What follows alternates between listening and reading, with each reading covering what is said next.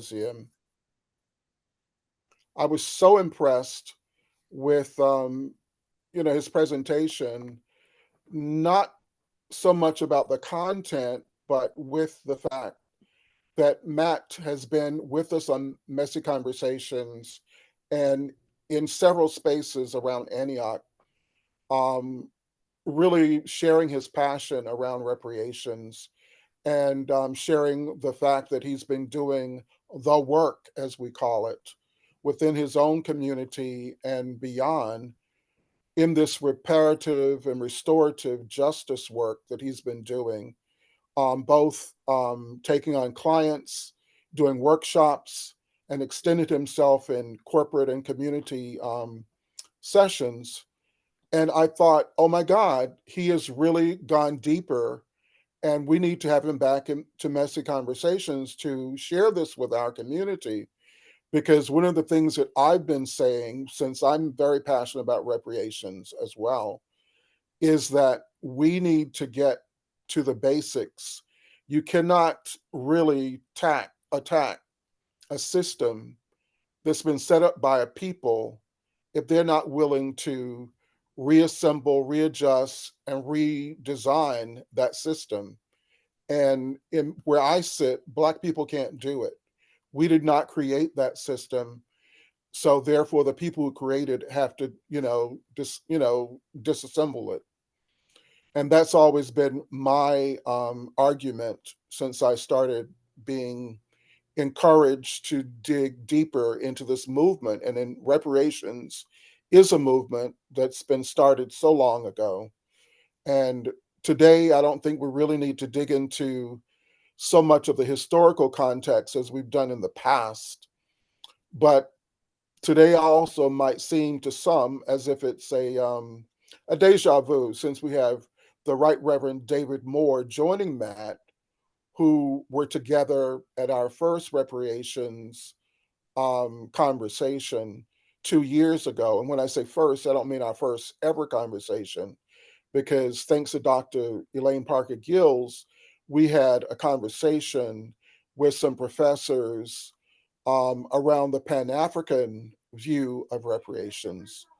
And given that, we now know that in times like these, and Reverend Moore, you know that old hymn, in times like these, we need a savior. We need a savior right now. And as I said to one group of people, I was at a meeting some weeks ago talking about how we've survived as Black people. We survived Reaganomics. We can survive Trump 2.0.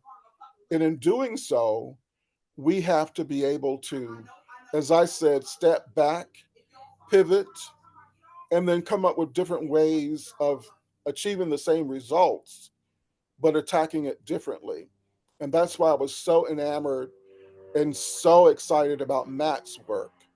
So rather than get into all of the historical, views of harm as to why reparations exist, we can just move forward and allow Matt to now share with us his view of how this work is being done by him and others, and how it can be effective in times like these, given this chaotic government led attack that we're under right now on so many levels, both from an institutional level, from a community level, and from a national level. So, Matt, I'm going to kick it off to you to take us where you want to take us. All right. Thank you so much, Clarence, and all of the Messy Conversations team.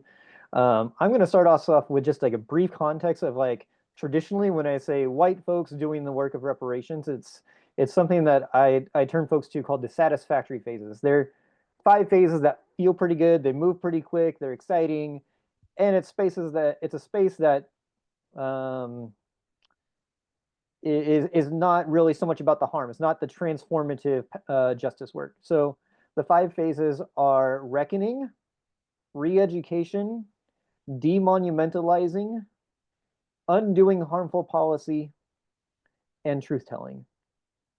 And I hope a lot of those seem pretty self-evident. just so we don't have to get into the details of them. Um, Demonumentalizing is taking down harmful monuments. Re-education is doing the education of the people's history, doing your anti-racism, the understanding, the history that we didn't get to know. Undoing harmful policy is the policies that are in place that have kept the system afloat. So advocating for that change. Reckoning is, so pretty self-evident. Reckoning that there is a problem, that there is harm, that there is an issue. So, and then truth telling, and that one kind of seems a little more muddy. So I'm going to bring some clarity to that one because I want us to keep talking about this truth aspect. Truth telling is historically and multidimensionally about harm. The important part is that the space for those that committed the harm to be able to have a space for not so much their truth, but their apology. And so this is going to be important because it's not so much they're taking up the space of the truth telling aspect, but that they are creating a safer space for the greater amount of truth to be told. And so by acknowledgement of the harm, it is doing just that, creating space for the greatest amount of truth to be told. To bring in the mental health social worker, Brene Brown, she says, shame ceases to have its power when truth is spoken to it. And so I really see that we're in a system of addressing shame supremacy and the toll that that has taken on our bodies and on our communities. And so, and truth telling is a key aspect to that. So that's historically what I would traditionally tell people to do in the way of reparations. But we are not in traditional times right now, nor have we really ever have been in the work of reparations. But right now, we can say we're kind of uh, taken on water, if you will, under siege. I don't know. I don't even know how to describe these times. Um, but in regards of reparations, there is a four-part framework that I have come up with to keep us engaged in this work. So it's taking in this um, satisfactory phases and also the future phases. Because if after once you get past the satisfactory phases, it's really truth telling, talking about the transformative work, the healing that needs to take place with the harm that happened, how power needs to change, who is accountable, the stakeholders, all the things. There's probably another 7 or 8 different phases of the reparative process, and I only gave you the first 5 as the satisfactory phases. But the 4-phase framework that I really explain to folks to get them engaged, white institutions, faith communities, is an acknowledgement letter. So a letter that you've done your education, you've done your reckoning, we recognize the situation. What is the harm that took place that you or your community took place? What are you recognizing as your role in this? And so, and this is not something that's just written once. It's come to over and over again. It's revised maybe once a year, but and you write that statement, and then you do that statement, and then well, first there's the education part, and then there's the statement, and then there's the communal, what I call the communal repentance ceremony, or what you call the communal truth telling part, or the communal apology, where it's done in front of our community. What I've found, even in 2020 and the uprising and George Floyd and all those things, is a lot of people were doing their education, but nobody was doing their reckoning, meaning that there was no communal accountability.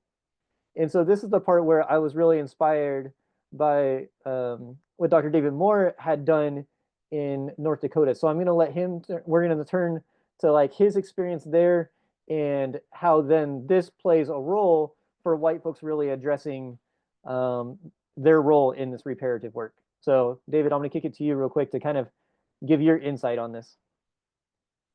Thank you, Matt Lowe, my friend of many years now. I really respect your research and your work, and I'm grateful for your friendship. I will, first of all, agree with what Clarence said earlier, that uh, this is primarily the work of for people who are the beneficiaries of the system, and by ancestral proxy and generational representation are the builders um, of the system in which we live. And one of the things that I've become increasingly conscious of is the fear that people have in power, that people in power have, the fear that they have of everything from law enforcement to the military to their constituents, the people that vote. Um, and that's exemplified in how the political prisoner Leonard Peltier was his sentence was commuted near the very end of the Biden administration. Uh, it's hard to see it as a stroke of conscience and conviction when it's pushed aside, the can was kicked down the road. And still, the Biden administration would have been better than the Trump administration, under which the Standing Rock Sioux, their indigenous colleagues from around the world. I met people who were they came from New Zealand, Maori people, uh, Australian Aboriginals, and people from South America, and over 12,000 people. A good percentage of them are indigenous. Came to Standing Rock at during the final year of the Obama administration, um, under the threat of having the completion of DAPL, the Dakota Access Pipeline, and then and there was scant news coverage of these thousands of people coming, um, because all the oxygen was being sucked out of the room by the presidential campaign in that moment. But also, again, corporate-owned media is afraid to touch this, uh, doesn't want to be involved. And so, therefore, independent media was the way that we found out about it. The one semi, uh, the one institution with some kind of stature that was there were people from The Guardian. But this was done largely without the out from the gaze of the public in so many ways. But people were invited to come, clergy were invited to come and stand alongside the resistance. And while we were there, it was in some ways uneventful. Nobody was being shot with rubber bullets, that kind of thing, uh, because they just didn't want to show their hand to those of us who came as allies to the Standing Rock Sioux who are not indigenous. Um, and when I initially wrote about this in the moment, I called Standing Rock the new Selma. And of course, Selma produced a change uh, eventually. Standing Rock has been shut down and the pipeline has been completed.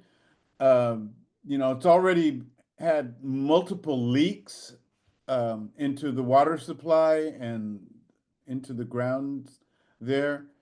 But what was extremely inspiring in the moment was there were 2 days of representation of people from clergy from various organizations representing their organizations. They had copies of the doctrine of discovery in print and statements from their traditions, Episcopal, Presbyterian, Congregational, Baptist. They were all American white dominated traditions, and they expressed their remorse for their role in the doctrine of discovery, how their traditions benefited I remember writing Mark Charles while I was there to tell him what was happening. And before he said, "Oh, that's good. I like what's happening there." He did not say that. The first thing he wrote was, "Is anybody representing the Roman Catholic Church?"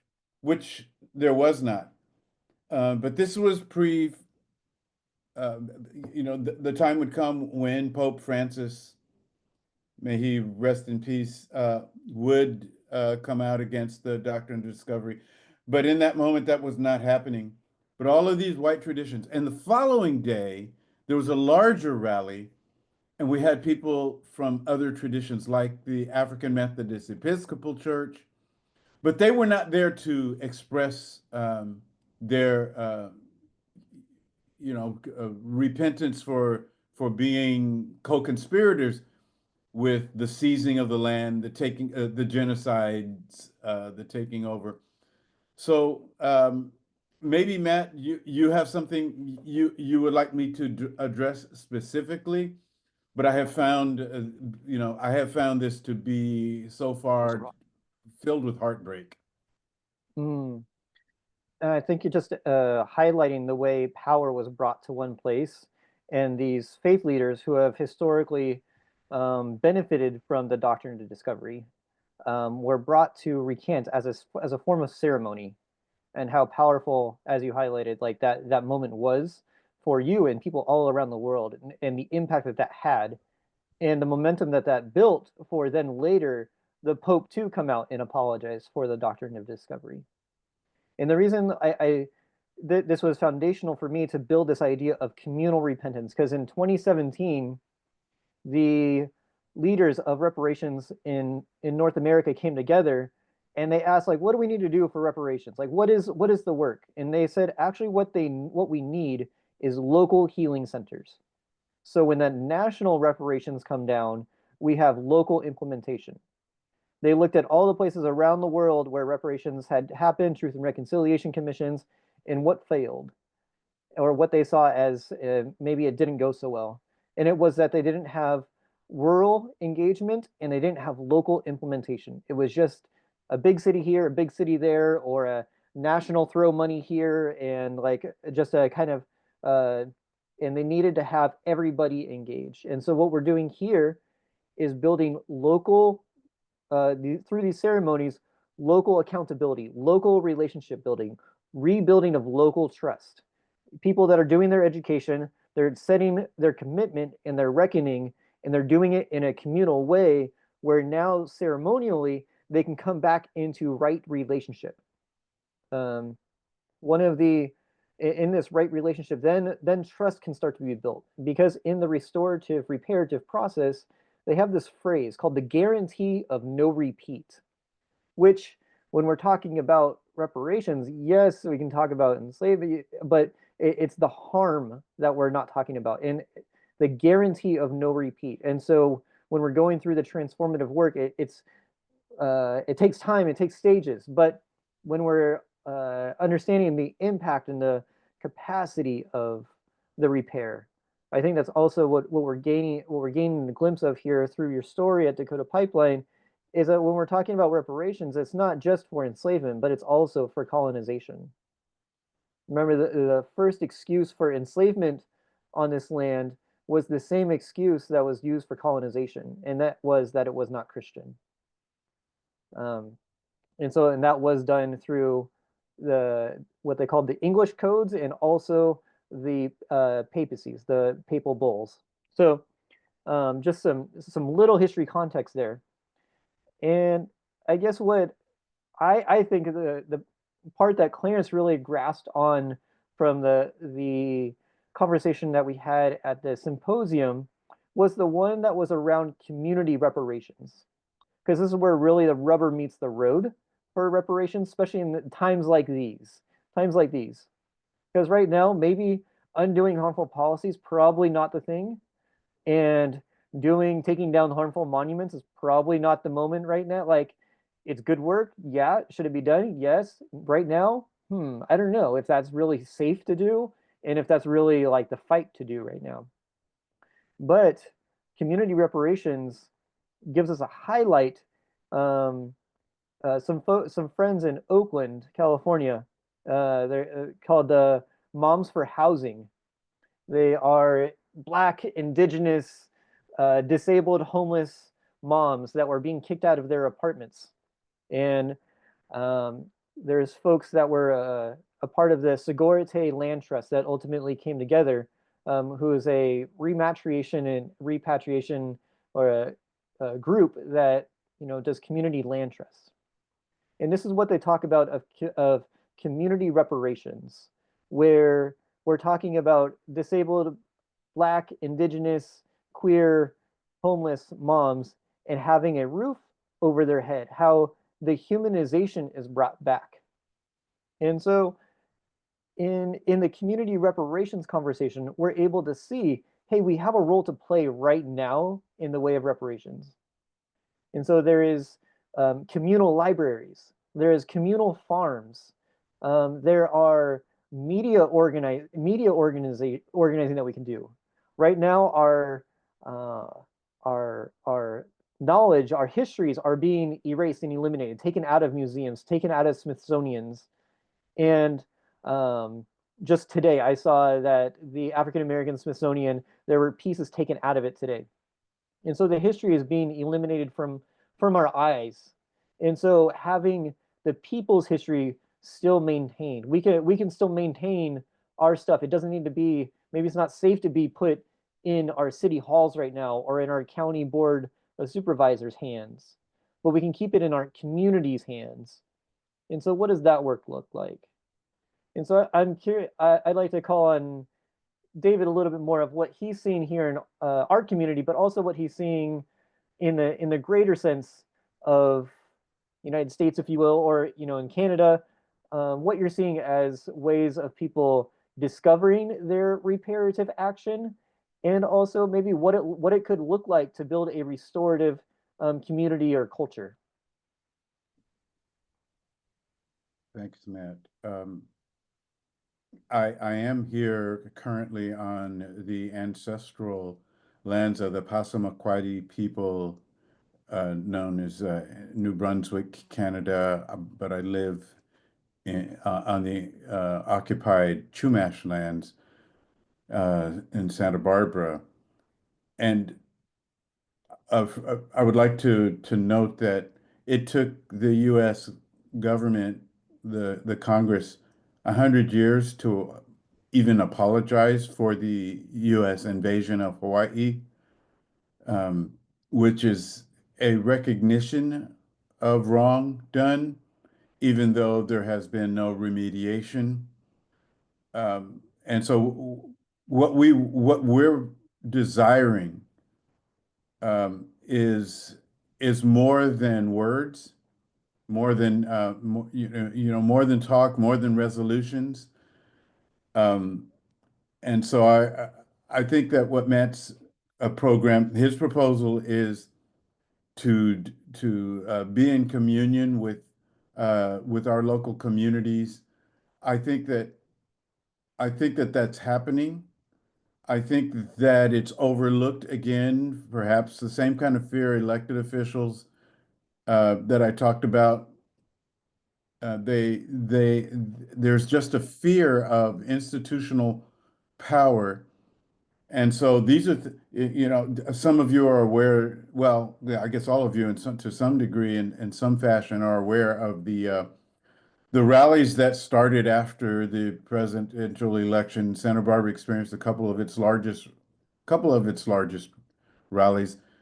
I remember noticing that how gray our crowds were and how white our crowds were. I was ambivalent, and one reason I was ambivalent is I was glad that they were showing up for humans. Um, at the same time, I have been involved in actions for. I've been in actions that included younger people over the past year plus, uh, on college campuses, at city government, county government centers, and others in other spaces. But the thing is, the difference is is that the younger groups always bring up the fact that while the world was decolonizing after World War II, there was one ironic and opposite action, and that was the colonization of the Palestinian people. And the rallies that I've attended around the issue of Gaza have been very attractive to younger people, to not just college students, but people who are, people who have not been completely co-opted by the system and do not live under the fear of the loss of jobs or the loss of family safety. These are younger people that are doing this, but the gray crowds don't bring it up. And so we've noticed our local congressmen, our and other officials, they come and they make speeches, but they are careful to sidestep the issue of genocide. And and so there is something of a generation gap of protest going on. I don't think that it's a bad idea that people protest, but I think that there needs to be a conversation around that. Yeah, thank you for that. Like, again, the guarantee of no repeat and how the guarantee, like, can it, if you're speaking against genocide in one way, colonization, elimination of indigenous people, you got to speak against genocide in all ways. So I think that speaks to, how we speak against genocide, against folks, against what's going on in Congo, Sudan, Palestine, historically Armenia. Like, which ones are we silent about and which ones do we center? I think that really brings in the challenge to that question. There's a lot of people that have separated themselves from the Palestine genocide that's taken place over close to 75, 80 years now. And so in the historical legacy that is tied to with the United States. And I think that what this really gets at in this historical legacy part is what my professor in undergrad called a pervasive presence of violence. And in this, I think of folks like Ida B. Wells, who were standing in the face of violence and doing reparative work. She famously, I can't quite find where this quote is, but she was noted saying that the only thing holding us back from reparations is white people. And I think that's really the big inspiration of this talk today. And I think of the Black freedom struggle in the 50s and 60s, where there's, again, so much violence taking place, and yet new democratic institutions were being built. Reparative work was taking place. Reparations, undoing harmful policy was being advocated for. Re-education was taking place. Those things were happening, and it was being carried mainly by Black folks. But there were still white folks there. I think of the Harry Reid, who was a big part of getting money and bringing folks down to Selma. I think of gosh, I can't think of their name right now. Sorry, my mind was blanking. But thinking about how these new democratic institutions came about and the support and legacy in which they built. Thinking of the Students for Democratic Society, how that was built, SCLC, the new democratic institutions that were put in place for us to be able to have these reparative conversations. And thinking, again, returning to community reparations, we're coming up here on our time, so I'm going to put some very big ideas together. It is the redistribution of wealth. It is addressing capitalism. It is addressing exploitation. It is redistributing our community resources. Yes, we talk about mutual aid, and mutual aid is directly about community resources. Who has resources and who doesn't? And are we going to come together as community?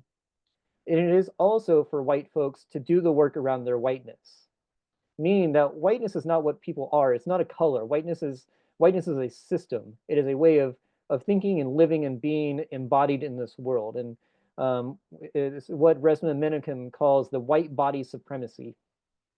And in that, we understand that there's reactions that a body has. Robin DiAngelo calls it white fragility. But when we think of something fragile, it has to be hard. And what makes something hard is something that hardens themselves on the outside. It's protective layers. And when there's protective layers, we have to understand, what is it protecting itself from? And that means there's something really raw and vulnerable underneath there. What is so scared that it's created so many protective layers in there, and that when it gets pricked, when it gets penetrated at some little level, it creates such a huge backlash, in which we are seeing now. It's what Carolyn Anderson calls white rage. And when we understand that rage is coming from somewhere, and at a very human level, we understand what that rage is. We understand what it means to be vulnerable and fragile. And this is where I introduce the work of white folks to go through white grief.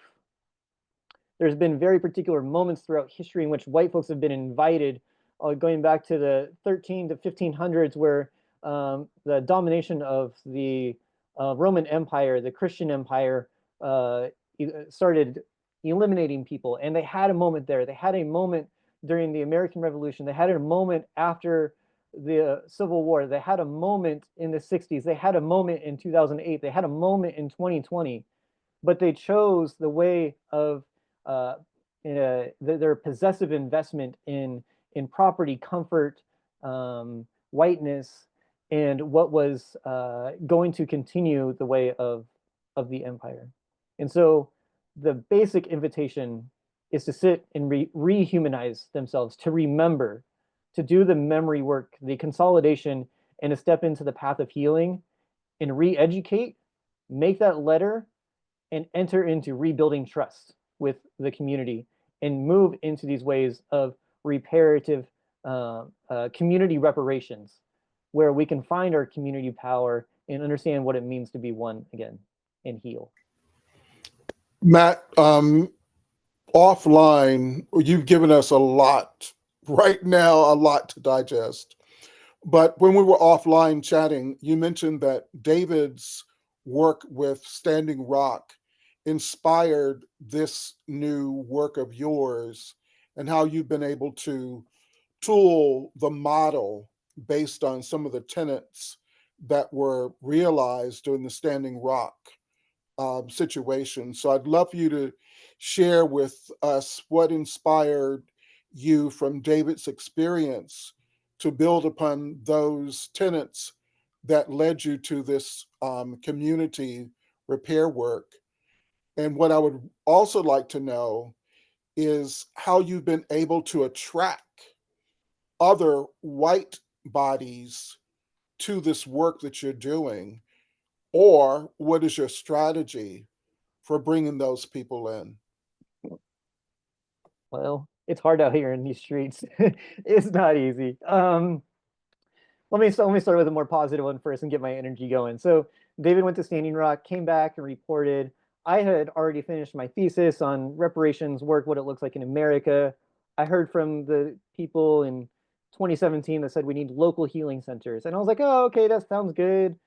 But what David brought back was this healing ceremony where these people in positions of power, and so they were given power by their Christian lineage, by their religious affiliation. They were given land, they were given doctrinal supremacy, they were given positionality in society.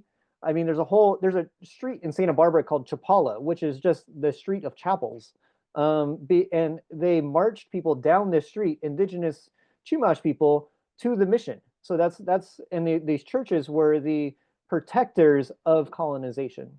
So when we understand how the church's role in that, and how we understand our as white folks, people in positions of power, this ceremony was bringing all of the power to one place and saying, are you going to recant? Are you going to apologize? Are you going to acknowledge the harm of this, and then commit to changing for the future? And hey, here's a direct action you can commit to right now by doing a direct action, supporting us by making sandwiches, doing medical care, doing child care, doing education in this little protest encampment, to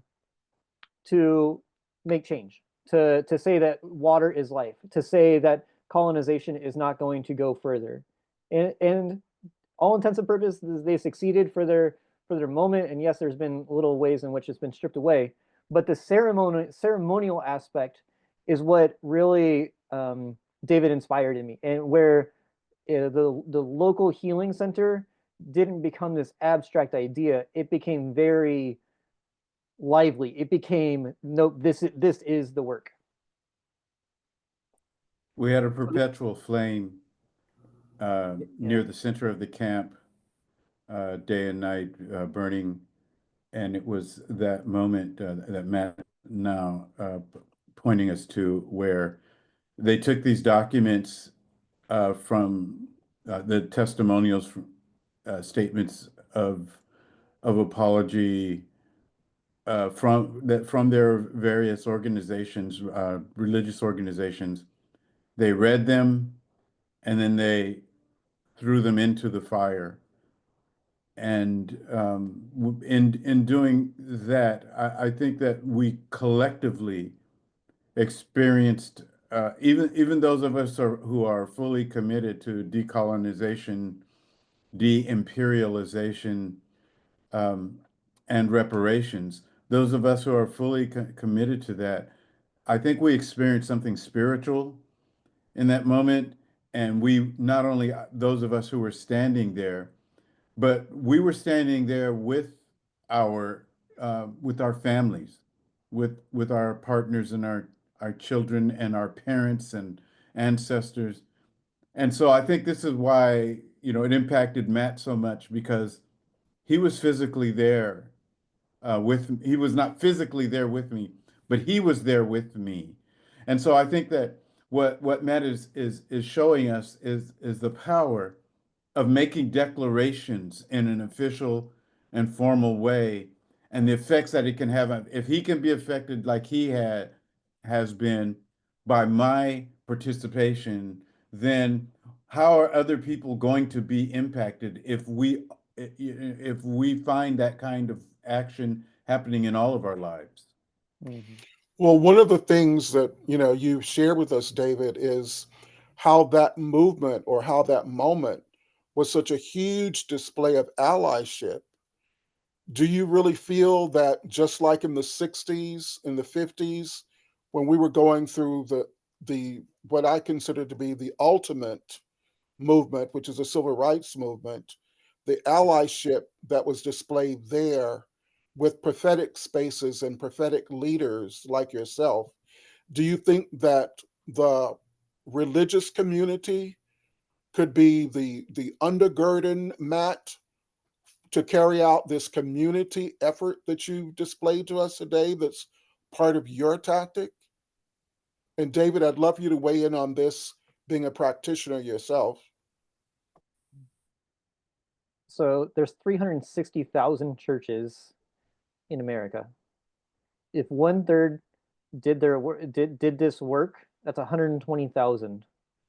And if we, maybe that's still too much. Maybe if we took it down to 20%, we'll just round it and call it 100,000 churches.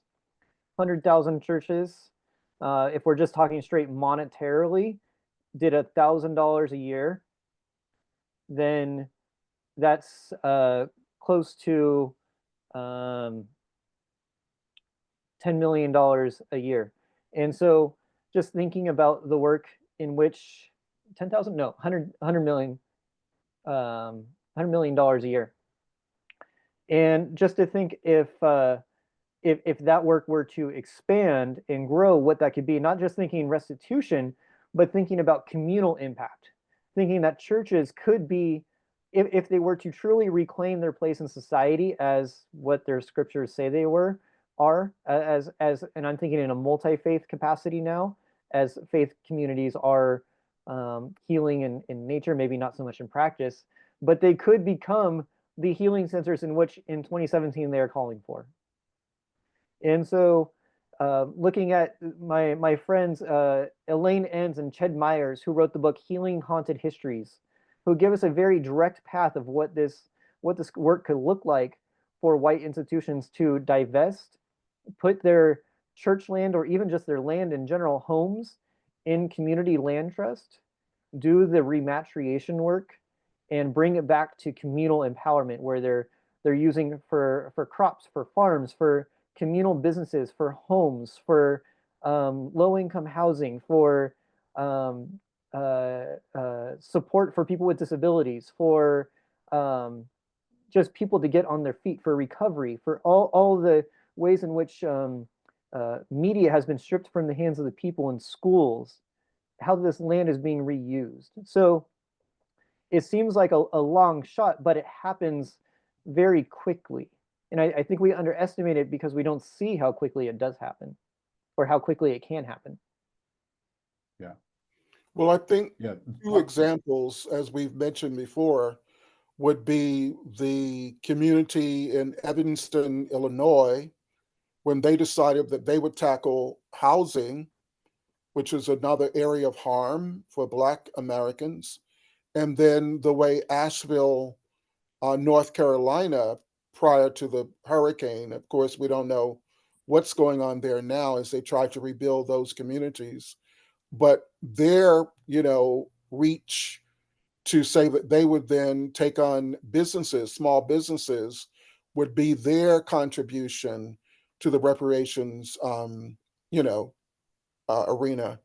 But for me, you said restitution, Matt, and I've been talking about how in the reframing of reparations, how language becomes very important in times like these, because we look at what was done just a few years ago when they started to weaponize the term critical race theory, and they wanted to lump everything that was Black and racial into critical race theory, all the history, all of the cultural norms. So now I think that there needs to be relanguage around reparations. Yes, it's a global movement, but maybe in America, we need to break it down so that we say it's restitution as opposed to reparations. Mhm. And we do start in the churches, in the communities, Matt, which is your tactic, and create these healing circles and create these rituals and get the acknowledgement of the harm to begin on a local level so that our states can begin to do more. Because as we wait for the federal government, given the status of HR 40 and other bills that are been backlogged, simply to just get a commission to entertain proposals and the ideas around reparations, it certainly won't happen in this administration.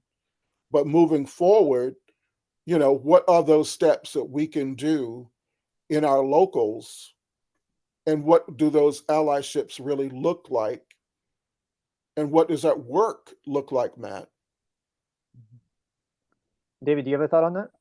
I'll turn it Well, into, I'm I'll just respond. going to express my gratitude for Messy Conversations, and I need to name this. Uh, this is a time. This is the time for courage. Um, this is not the time for trepidation. I'm not saying that I have all the courage. What I'm saying is it needs to be brought up. It needs to be named. That there are many things that we can do, as Matt and Clarence as well have laid out before us.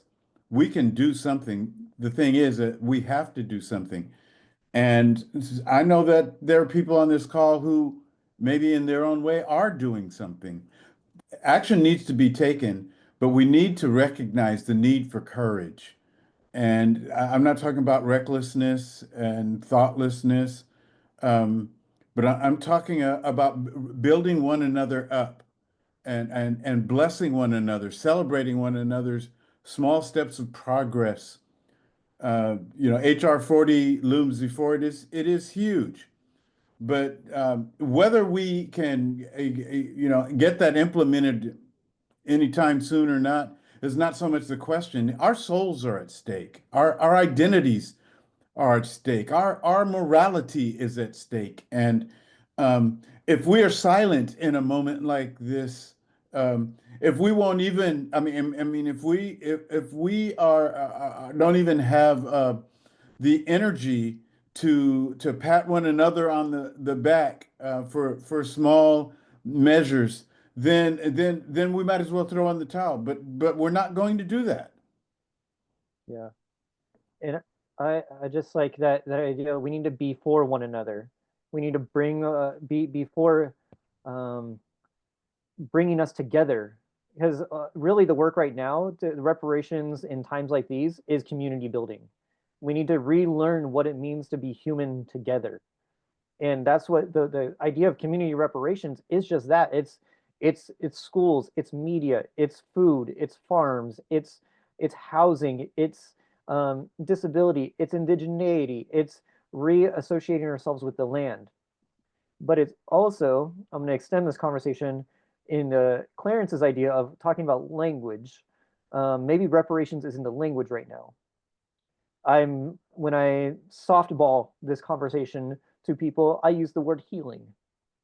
And I was talking to Clarence just before the event, and I was bringing up, seeing if he noticed just before the election, like the last 2 weeks before the election, I heard a lot. I started hearing from the GOP side of things language of, we're going to heal America. There's a healing we're working for. We're going to do the healing work.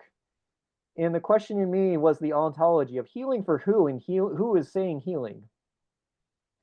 And so the idea of like, oh, they're willing to come to the healing table. So maybe healing is a path in which we can use, or maybe it's being co-opted, who knows?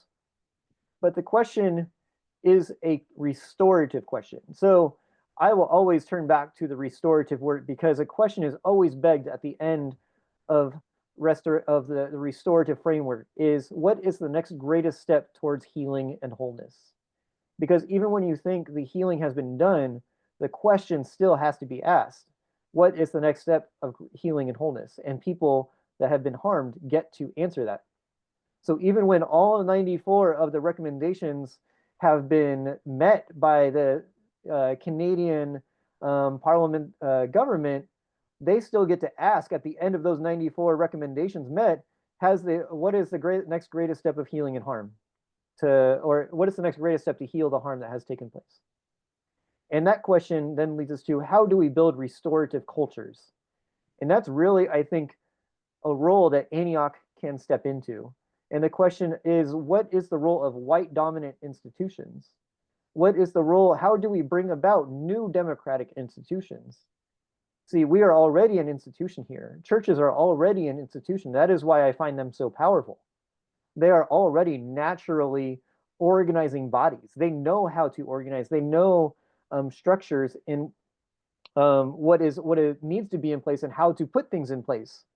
And so the question then becomes, how do we utilize our power, our institutional power, our organizing power, our spatial power, our property power, for the betterment towards this restorative way, towards this reparative work? And so that's the question for the white dominant institution, these churches, is, yes, it's like, what is your education around race? How do you understand this history? But it's really getting into that question of doctrine and discovery. Who has right to land, and who has right to possess bodies? And that's what we're really trying to divest from here. And so, and who has the idea to extend policy to continue the exploitation of other bodies around the world?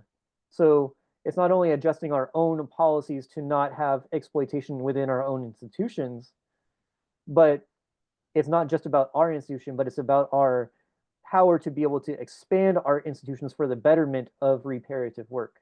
So I'd say that's the responsibility that is in our hands right now as people of power, institutions of power. So we want to intuit in every moment what language, we may not know what language is appropriate for that occasion or for that individual. They're going to have to figure that out. But we need to use some kind of language, and we need to inspire one another with that language, because there are people who just don't even think about it. And the more we think about it, the more we talk about it, the more it becomes a reality.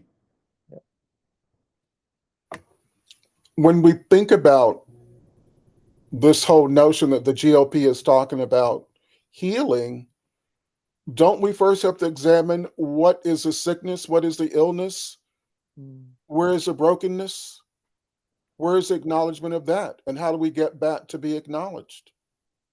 And again, like that original harm that is here on this land, Christianity, the excuse for enslavement, the excuse for genocide and colonization, and even understanding those were sick people that came to these shores, understanding where their sickness comes from. And that's where, my work with white folks and white grief, that understanding of, yeah, we can call it white fragility, but let's go further. What's that? Where's that rage coming from? Where's that hurt? Where's that vulnerability? Where's that wound? Why are you dehumanized? Why are you a ghost of a shell? Why is what has been carved out in you? Why have these systems harmed you so deeply and separated you from yourself and from others? So that's for me, white folks. That's really the work. It's not reparations is scary to them because they have to come home to themselves. They have to acknowledge their own body. Like, why am I, as a blind white disabled dude in his 30s studying therapy, do like what is my story? How am I connected to this? Like, and so I do that healing work, find my lineage, find my story connection, and I find my humanity. So that's why the work of memory. And I think of the great Hebrew rabbi Abraham Jacob Heschel. He said, to be Jewish is to remember. And so I take that as the idea of to be human is to remember also, and to understand. We are here to remember our humanity, remember who we are, where we have come from, what has happened, and what we are carrying, what has made us who we are. And that will bring us back to that healing place, to that restorative place. There's an old adage, and I'm sure David knows this, that hurt people hurt people. So, as you said, those people coming to the shores of America, what became America, were already broken and hurt. And Mhm, so, therefore, they mhm, decided to harm and hurt other people, i.e., mhm. the indigenous people, and then, of course, the African people. But how are we looking in the chat? Are there Also, add there questions? to Others would like to continue. raise? I'll continue that as people looking in the chat, that little call and response there of hurt people. But that preacher is going to say that that's not enough. That's not enough because we have healing people that heal people, and we have transformed people that transform people, and we have restoring people that Thank you. restore people. So Thank you. it's not enough just to say hurt people hurt people. Thank you, Matt. We have a comment by Asa. Asa, do you want to share what you wrote?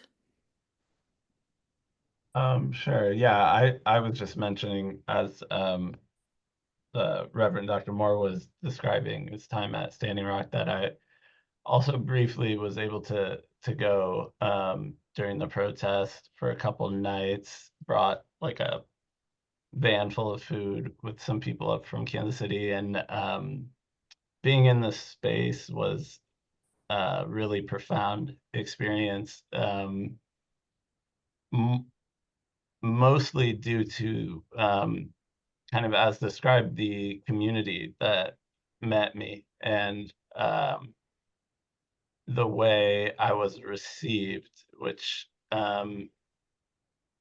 was, trying to find the words, like welcoming, but acknowledging and demanding an acknowledgement of the relationship that was at work and where I was. And there was a kind of orientation that they asked everyone to attend, and described kind of the way people related to each other in the camp and what was expected of you in joining the camp. They weren't like rules and regulations, but more that spirit of community and finding a place for yourself to be of use and to feel like a part of the community. So, did a few shifts in like the kitchen, and yeah, it was, by the end, I just felt extremely grateful to the elders there who had like created this space that they allowed me into. Like that felt, I felt like I didn't deserve that. Like, how could you let me into this really holy space, you know? And it was that act of welcoming that like really moved me. And yeah, I was only briefly there, but it's had a profound impact on me. So I just wanted to share that as well. And thank you for sharing your experience there. Thanks, Asa. Yes. Also in the chat, Holly, did you want to share your comment?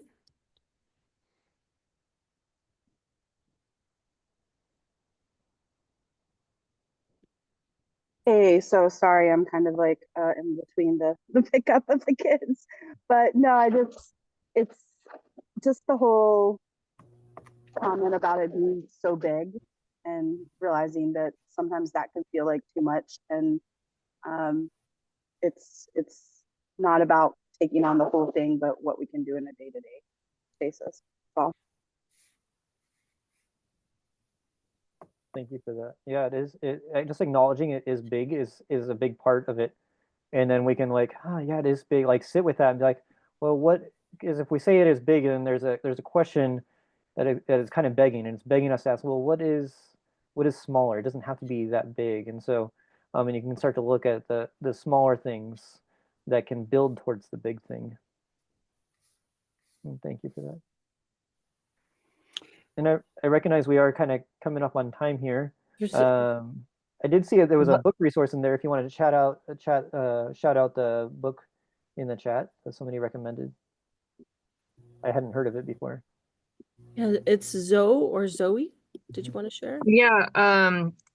Yes, I there's that book is really really answered a lot of questions, and what made me think of it just now is the talking about the white grief and why do hurt people, and so where did that hurt come from? Mm-hmm. I highly recommend that book. That really goes into what the Europeans were doing to one another in terms of for example, massacres over religious differences, enclosure of the commons, the land being taken away from common people, losing their ability to support themselves. So like what happened in Europe to take people from their, indigenous connections to the land to then find themselves, sailing across the seas to help conquer another people's land. And what did that do to them, their families, and the intergenerational trauma there, and why so many white people today feel that they are not privileged, feel that they, it's a dog-eat-dog world, and their fear is that reparations or land back, things like that, is about undeserving people taking something away from them. So too much to summarize, but and you did a great job. Give you a heads up that Gerald Horne doesn't, his writing style is not the dry academic attempt to be objective in a sense. Like his tone can be quite scathing, which I found very refreshing, but he digs super, super deep into that European history and how, just one more example, say a lot of the military techniques that were used in the invasions of the Americas were actually developed in the English conquering Ireland. Yep. It's like literally, and some of the same military leaders then came over here to practice their techniques here, or went to Australia, for example. So I think it's really worth delving into just to see how far back this all goes, because I don't think that we should assume that white people have intact communities and functional families and all these other things. That has not been my experience at all. And so yeah, I just think that's a really good background there. So yeah, thank you. Thank you for that resource. I'd like to add another riff on your plug, Matt, for the work of Resmaa Menakem. I know I've mentioned my grandmother's hands a bunch of times in this group, But I'd also like to talk, just suggest his work on somatic abolitionism, which I think you're referring to and is really a powerful resource and is newer material that has come about really asking white people to feel their bodies and to notice where the racism lives in your body. And you can do this. And he has meditations and tools to help. And you can do it by yourself or join a group. There's lots of active groups doing the work. But I love the call to action and any other calls you have. Both of you, thank you both very much. I think the call to action, I don't want this just to be a knowledge ideas of reparations knowledge, but I would encourage messy conversations to turn into more than a conversation, turn into what all the knowledge in which we've learned at messy conversation, turn it into a statement, turn it into an organizing platform where, I was a part of the original, or not the original, but the SETI team, the Council for Equity, Diversity, and Inclusion that was truly trying to get Antioch to, really do some foundational changes. What can Antioch do to, as a white dominant institution, a historical institution that's mission is rooted in social justice? What can Antioch do? What would their statement look like? And really push into that to challenge here, like what institutions can be created here? How can we envelop ourselves in in the community in a richer way, in a way that transforms and brings out this restorative culture? How does Antioch play a role in building a restorative culture, not only within their school, but within the community? So I think that's what I would say, like, would be the leaving resource. I mean, I can turn you on to Healing Haunted Histories, which is a great book. It's uh, my friend's magnum opus of their work of their life. Um, or I can turn you on to William Darity, From Here to Equality. But it's really the putting it to the ground. We have all the tools. We have all the tools. We have all the tools. Thanks, Matt. I think that is very timely. Your proposal, basically, it's a proposal to organize, and I just wanted to thank Zoe for what she brought up about the how contentious inter there were contentious interstate relations in Europe that they exported from the old world, their old world, to what they consider to be the new world. And I just want to really, something that often gets overlooked is that at the same time, they were driving Muslims out of Spain, Muslims who had migrated as far north as Scandinavia, and they brought technological advances. They introduced soap and another level of personal hygiene. Um, the the Muslims were driven out in because they wanted religious purity, which is the precursor to white purity in the New World. They wanted religious purity. They wanted to drive out all Muslims and Jews in order to create a way of being that we in the New World have inherited.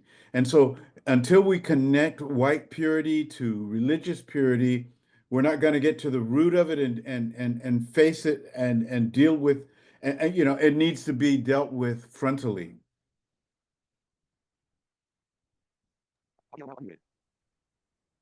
Are there any final thoughts, Matt? I think I've said my part. Like the invitation is to the original, your statement, your reckoning statement, and then into building trust in each of the communities that you are. So it's in Santa Barbara, it's reaching out, I'd say, to Healing Justice, and then to the Chumash folks. And I know Seattle has their own folks up there that they're organizing with, and LA has their own people groups with the Tonga folks, and Black Lives Matter LA is very big and prominent in the community there. And there's many not Adrienne Marie Brown, but Patrice Cullors is based out of LA doing art, a lot of work on art right now, reparative artwork. um, and so yeah, there's people willing to do the work and ready to do the work. And again, white folks, to quote the Ida B. Wells quote, the only thing getting in the way of reparations is white folks.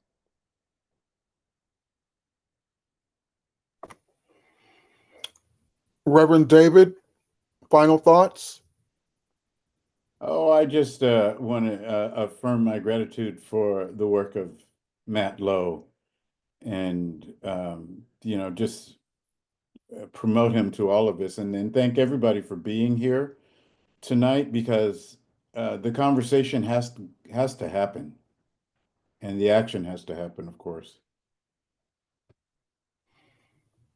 Well, I guess we'll leave it there today, but reparations is a movement, and we can revisit and talk about the building blocks again and again, especially in this space. Mm-hmm. So, David, Tripp, final thoughts? I just want to thank our conversationalist for being here. There's so much material, so many good ideas, so many things to unpack. I'll just offer, one. I like that, especially, well, both of you, but Matt kept coming back around to the notion of ceremony and how transformative that has been for you and for David. And I completely agree. Whenever I think about ceremony, I also think about liturgical calendars. I'm not a religious person myself, but I see extraordinary value in the liturgical calendar that that brings you back to a place whether you want to be there or not. It's the season for this. Okay, yeah, that's right. It's the season for, whatever it is, Passover or Easter or Ramadan or whatever it is.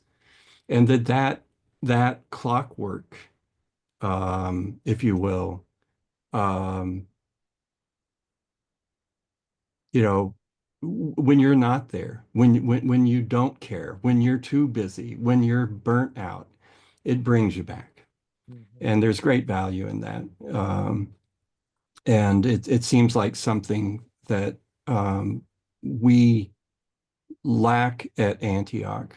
I've been half jokingly for many years now saying that we don't have homecoming, and I want the Day of the Dead to become our homecoming. And we're doing little things to make that happen every year.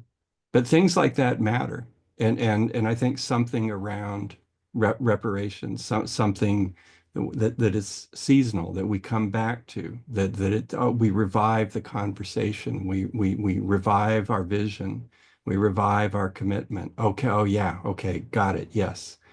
So thank you for being here and instigating these conversations and thoughts. Much appreciated. And then I want to encourage everyone to come back next week when we will be talking about or in conversation about the current administration in higher education. Things are changing really fast all the time, it seems, over these past few months. So we want to keep that conversation going, keep ourselves informed, figure out what we need to do, what we shouldn't be doing, all of those kinds of things. Bring a friend. It's the same price to get in, whether you come alone or bring a friend. So bring a friend. And let's get 60 people here next week for that conversation. Thank you. And I just want to share gratitude to Clarence for his advocacy and bringing us back for this conversation. I really appreciate that, and the Messy Conversations team for putting all this together. Thank you. Thank you, Matt. Thank you, David. Let's do it again. You got it.